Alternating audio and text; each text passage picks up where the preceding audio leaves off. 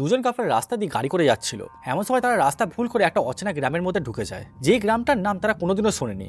তারা ভাবে হয়তো তারা ভুল করে সেখানে চলে এসছে, তাই সেখান থেকে তারা আবার যাওয়া শুরু করে দেয়। কিন্তু তারা ঘুরে ফিরে আবার সেই গ্রামের মধ্যেই চলে আসে। তারা আবার ভাবে যে তারা হয়তো কোনো ভুল রাস্তা ধরে নিয়েছিল, যার কারণে তারা সেখানে আবার চলে এসছে, তাই তারা সেখান থেকে আবার যাওয়া শুরু করে দেয়। কিন্তু ঘুরে ফিরে আবার তারা সেই ওই গ্রামের মধ্যেই চলে আসে।